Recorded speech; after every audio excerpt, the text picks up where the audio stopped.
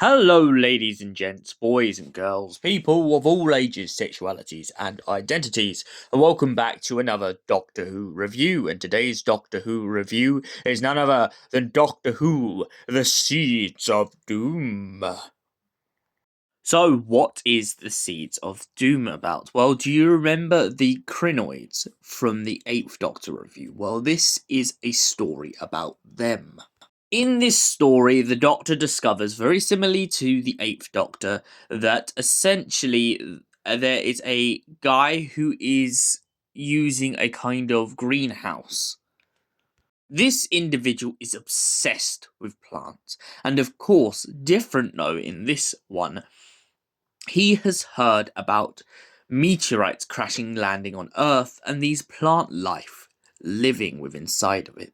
The chase is on when the Doctor and Sarah go looking for these Kyrnoids. They try looking for the pods before they land, but a few times they find themselves amiss. Eventually they find themselves in the presence of the Kyrnoids. However, the Kyrnoids seem to be taking over, and not before long, they begin to find themselves inside the greenhouse, growing and overpowering. And the sad affair for the Doctor and Sarah turns out that this rich billionaire who has the giant greenhouse has been buying up all the missing pods in hopes of adding them to his glorious collection of plants. The Doctor in this finds himself under the edge of a gun of an actor who ironically plays Boise in Only Fools and Horses. The Doctor and Sarah are then escorted to the very rich gentleman to discuss the Kyrnoids' future on Earth. When the Doctor realizes he doesn't like their plan, he tries to do everything he can to call back up from UNIT in hopes of being able to crush this before it gets out of hand.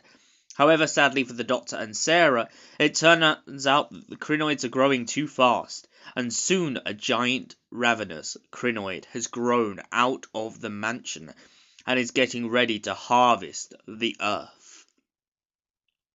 With its connections to Mother Nature, the Doctor watches up as giant Kyrnoid creatures begin to emerge.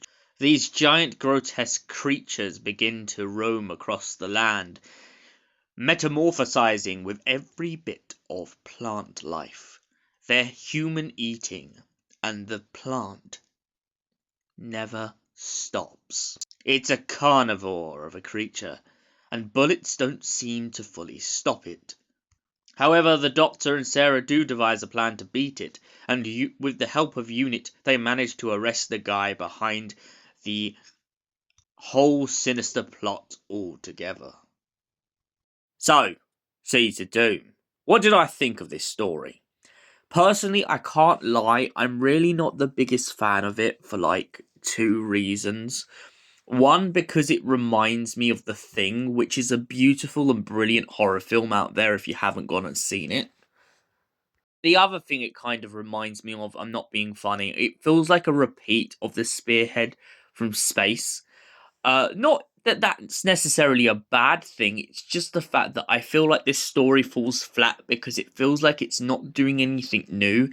The only new part is the introduction of the Kyrnoids. Except from that, it just kind of feels like a copy and paste and alteration of a previous Doctor Who story. I love that the Doctor and Sarah are having this kind of run around and doing this kind of James Bond attempt at trying to save the world.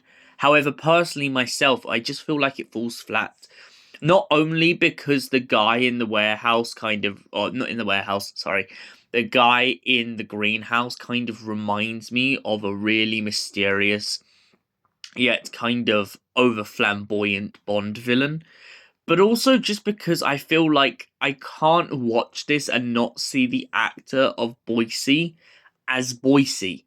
Like, you want me to be threatened by this guy who is pretty much threatening the Doctor. However, as an Only Fools and Horses fan, I find it very hard to watch it and not laugh at like the actor pointing a gun at the Doctor and not just thinking back to Boise every time.